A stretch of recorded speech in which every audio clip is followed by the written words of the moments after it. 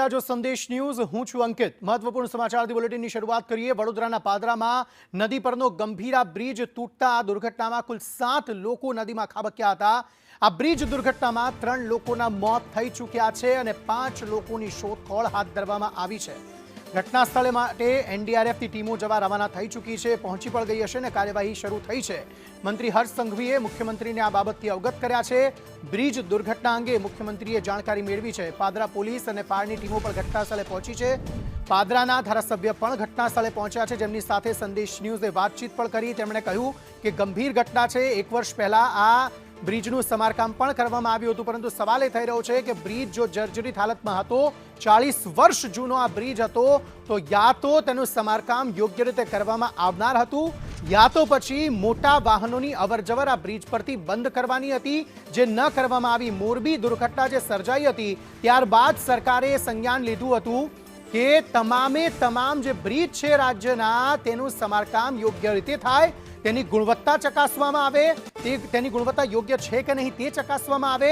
તો પછી શું તે વખતે આ બ્રિજની ગુણવત્તા ચકાસવામાં આવી હતી કે નહોતી આવી?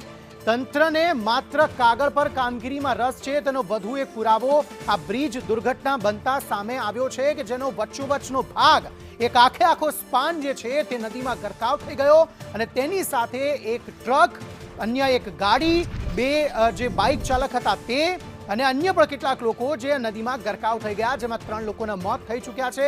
રેસ્ક્યુ ઓપરેશન હાથ ધરવામાં આવી રહ્યું છે। એક વિડીયો પણ સામે આવ્યો છે, જેમાં એક મહિલા બ્રિજ ઉપરથી રડી રહી છે, કારણ કે તેણે પોતાનો પુત્ર અને પોતાના પતિને આ ઘટનામાં ગુમાવ્યા હોય તેવો એક વિડીયો સામે આવ્યો છે। ચોક્કસપણે સંદેશ ન્યૂઝ હજી તેની પુષ્ટિ નથી કરતું, પરંતુ એ રોકકડ જે છે તે વિડીયોમાં સ્પષ્ટપણે સંભળાઈ રહી છે। અને આ ઘટના બાદ જ્યારે ધારાસભ્યને સવાલ પૂછવામાં આવે છે, કલેક્ટરને સવાલ પૂછવામાં આવે છે, અરે ભાઈ, સાંસદને ખુદને જ્યારે સવાલ પૂછવામાં આવે છે ત્યારે સાંસદ એવું કહે છે, સરકારને પૂછવાના સવાલ તમે અમને કરો છો? સાંસદ સાહેબ, તમે જ તો સરકાર છો અમારી, તમે જનપ્રતિનિધિ છો, તો સવાલ તો અમે તમને જ કરવાના। પરંતુ એ સવાલ માત્ર ને માત્ર હાસ્યમાં કાઢીને મિતેશ પટેલે ફોન કટ કરી નાખ્યો છે।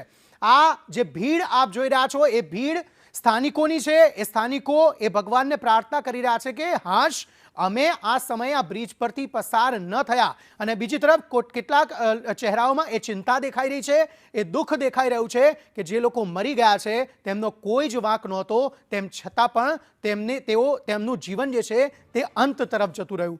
રેસ્ક્યુ ઓપરેશનની તસવીરો દેખાઈ રહી છે।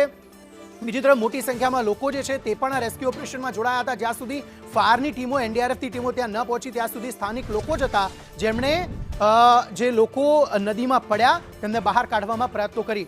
2022માં પણ અમને જણાવ્યું કે આવો એક બનાવ બન્યો હતો, જેમાં ટ્રક આખી ઉથલી પડી હતી નદીમાં।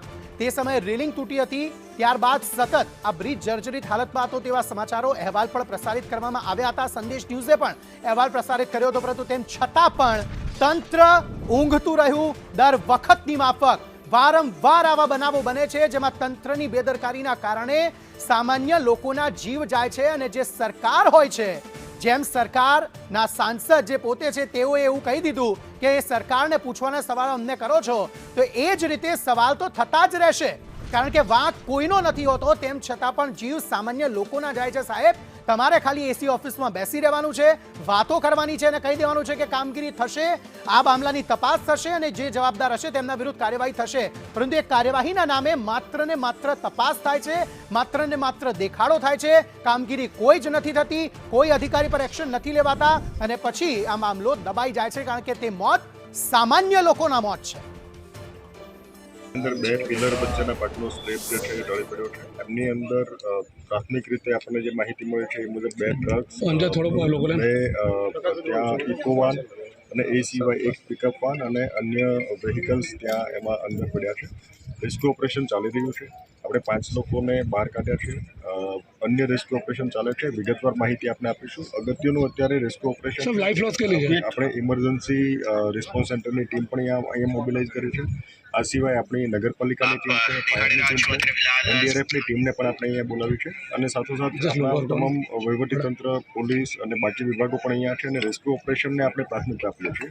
આપનો જે મુદ્દો છે કે આ બ્રિજ શા માટે કોલેપ્સ થયો, એમના વિગતવાર આપણે કારણોની આપણે જાણ પણ કરીશું, પણ હાલના છેલ્લા તબક્કે અગત્યતા આપણી આ બ્રિજના જે રેસ્ક્યુ ઓપરેશન છે આપણે એમને બધાને બહાર કાઢીએ અને એમની લાઈફ લોસ આપણે મિનિમાઇઝ કરી શકીએ. કેટલી લાઈફ લોસ છે એની વિગતો આપની સાથે શેર કરીશું. આમાં ફક્ત અને ફક્ત સરકારી તંત્ર જવાબદાર છે. ઘણા સમયથી આણંદ જિલ્લાના પ્રતિનિધિઓ, વડોદરા જિલ્લાના પ્રતિનિધિઓ દ્વારા આ બાબતે ઘણીવાર રજૂઆત કરી છે. આ પહેલા પણ ઘણા બનાવો બન્યા છે. બ્રિજની રેલિંગ તૂટીને પણ કેટલા સાધનો નીચે પડ્યા છે. તો પણ આ સરકાર ફક્ત અને ફક્ત એક એમનું જે ફોલ્ટ છે એ છુપાવવા માટે ફક્ત ડામર પાથરી અને જે નીચેનું સ્ટ્રક્ચર છે એને છુપાવવાનો પ્રયત્ન કરે છે. આજે જોયું કે આજે આ પહેલા પણ લગભગ 6-7 મહિના પહેલા આ લોકોએ ડામર પાથરી એનું ફક્ત એનું મરામત કરી, પરંતુ જે સ્ટ્રક્ચર છે ઘણાને ખબર છે ઘણા વર્ષો પહેલા બ્રિજ બન્યો છે. ઘણાની જીવાદોરી સમાન જ છે. અહીંયાથી પ્રાઇવેટ સેક્ટરમાં નોકરી કરતા કર્મચારીઓ પણ અહીંનો ઉપયોગ કરે છે. શાકભાજી વેચનારા ખેડૂતો અને ખરીદી વેચાણ કરનારા ઘણા લોકો આ બ્રિજનો ઉપયોગ કરે છે અને ભારવાહક સાધનો પણ અહીંથી જાય છે.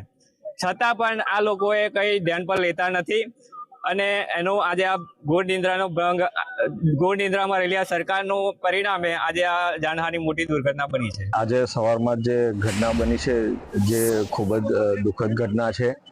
હાલ સૌ કોઈ આ બચાવ કામગીરીમાં લાગેલા છે. ફાયર બ્રિગેડની ટીમ છે, પોલીસ સ્ટાફ પૂરેપૂરો છે, કલેક્ટરશ્રી છે, તમામ લોકો અને સૌથી મોટો સહકાર એ સ્થાનિકોનો છે.